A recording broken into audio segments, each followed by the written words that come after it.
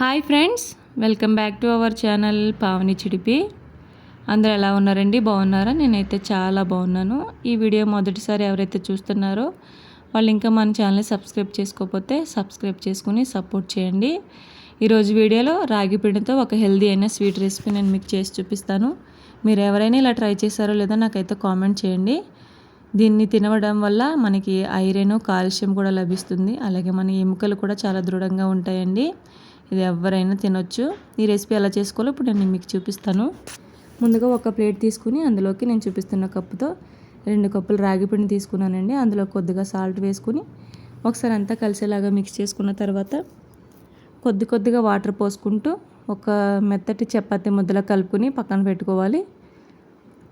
ఇప్పుడు మరొక ప్లేట్ తీసుకుని అందులోకి కప్పున్నర కొబ్బరి తురుముని తీసుకోవాలండి.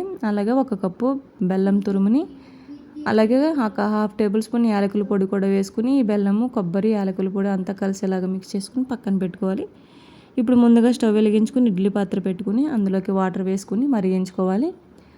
ఈలోపు మనం మిక్స్ చేసి పక్కన పెట్టుకున్న రాగి పిండిని అలాగే కొబ్బరి మిక్సీని నేను చూపిస్తున్నట్టు అరిటాకులో స్ప్రెడ్ చేసుకుంటూ అన్నీ రెడీ చేసి పక్కన పెట్టుకోవాలండి. ఇది మనం ఆవిరి మీద చేస్తున్నాం కాబట్టి మనకి హెల్త్కి చాలా మంచిదండి. ఒకసారి ట్రై చేయండి. ఇప్పుడు దాన్ని ఇడ్లీ రేకుని పెట్టుకుని మనం ముందుగా రెడీ చేసి పెట్టుకున్న అన్నిటినీ ఇందులోకి పెట్టేసుకున్న తర్వాత మూత పెట్టుకుని ఒక 20 నుంచి 30 నిమిషాలు లో ఫ్లేమ్ మీద ఉడికించుకుంటే మనకి ఎంతో హెల్దీ అయిన అలాగే టేస్టీ అయిన రాగి పిండితో ఇలా స్వీట్ అయితే రెడీ అయిపోయిందండి. మీరు కనుక ఇలా ట్రై చేస్తుంటే నాకైతే కామెంట్ చేయండి. మీకు కనుక ఈ వీడియో అయితే నచ్చినట్లయితే కనుక లైక్ చేయండి, అలాగే కామెంట్ చేయండి. మన ఛానల్ అయితే సబ్స్క్రైబ్ చేసుకోండి. మరి ఉంటానైతే బాయ్.